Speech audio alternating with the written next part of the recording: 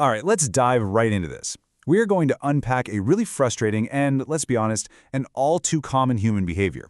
Why the person who is so clearly in the wrong often gets way angrier than the person they've wronged. We're going to break down the psychology behind it and give you a blueprint for how to handle it. I am willing to bet this slide just hits home for so many of you. You know the feeling, right? You calmly point something out, and then bam! You are suddenly facing this tidal wave of rage from the very person who caused the problem.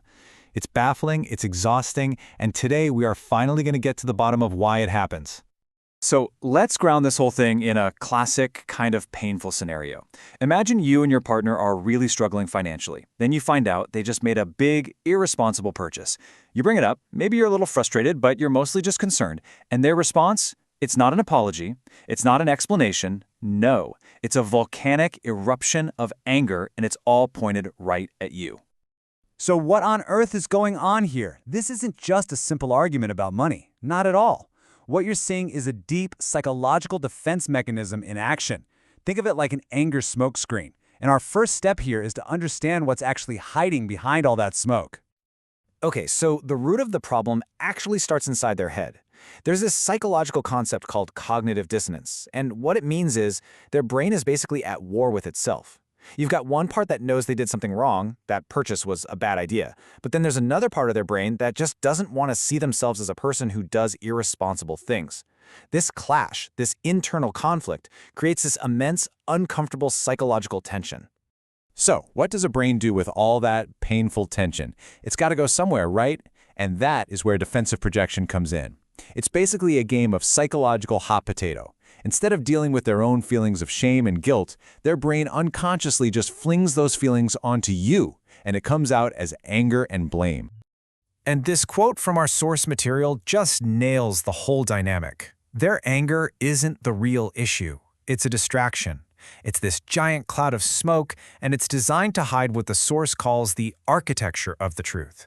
And in our scenario, that truth is the hard fact of the irresponsible purchase and the financial trouble it's causing. Now this is where it gets really, really interesting. You should almost think of it like a translation guide.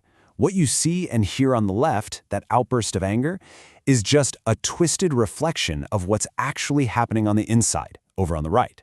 So when you hear, "You always criticize me," what's often buried underneath is, "I feel so incredibly guilty about what I've done." And when you hear, "You never let me have anything," that can really just mean, "I feel ashamed that I can't control my own impulses." So here is the crucial takeaway. The louder they yell, the more guilt they are probably feeling.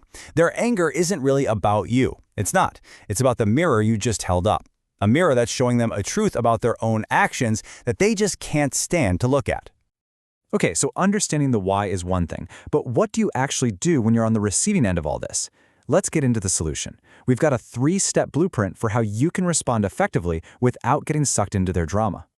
First things first, you have to completely reframe your objective. Your goal is not to win the argument. It's not to fight fire with fire. That's exactly what their projection is trying to make you do.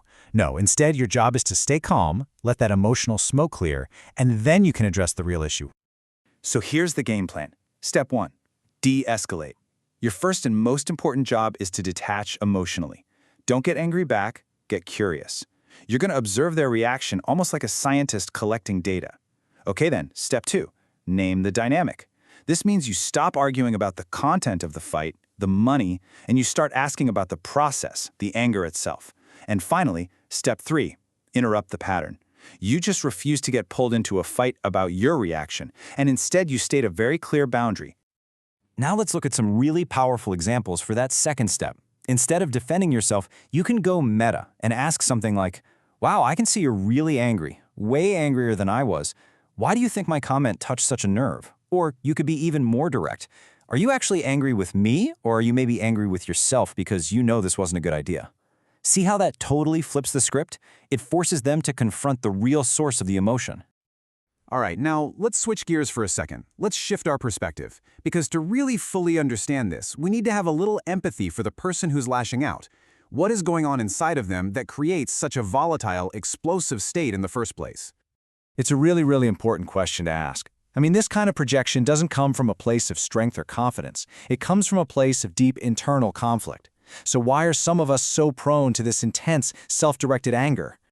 Well, our sources point to a few usual suspects. Sometimes it comes from perfectionism, setting these impossibly high standards for ourselves.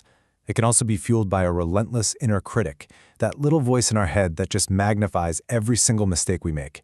And sometimes, honestly, it's just not having the skills, the tools to manage difficult emotions, which leaves us feeling completely overwhelmed and out of control. So if you're listening and you recognize yourself in this, the good news is there is a path forward. This slide lays it out beautifully. It's about moving from the problem to the solution. So instead of that constant nagging self-criticism, the goal is to practice self-compassion. Instead of just dwelling on mistakes, you learn to shift into problem-solving mode. And instead of that harsh self-judgment, you learn the vital skill of forgiving yourself. The process for breaking this cycle is pretty simple, but that doesn't mean it's easy. First, you just acknowledge the mistake, but you separate the action from your sense of self-worth. Second, get curious. What are the triggers that led to this? And third, and this might be the hardest step of all, you practice treating yourself with the exact same kindness you would offer a good friend if they were in the same situation.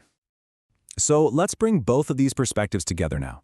Whether you're the one on the receiving end of the anger or you're the one who finds yourself lashing out, the goal is exactly the same: to stop fighting the smoke and start addressing the fire, the real problem that's being hidden. I really want to leave you with this powerful and honestly validating idea from the source material. If you have ever been in this situation, just let this sink in for a second. An irrationally angry defensive reaction to a calm statement of fact is not a sign that you were wrong. It is often the clearest sign that you were absolutely right. And that leads to my final question for you to take with you the next time you see this kind of defensive anger, whether it's coming from someone else or maybe even bubbling up from inside yourself. I want you to get curious. Ask yourself, what is the uncomfortable truth that this smokescreen of rage is trying so desperately to hide? Because finding that answer, well, that's the real key to resolving the real conflict.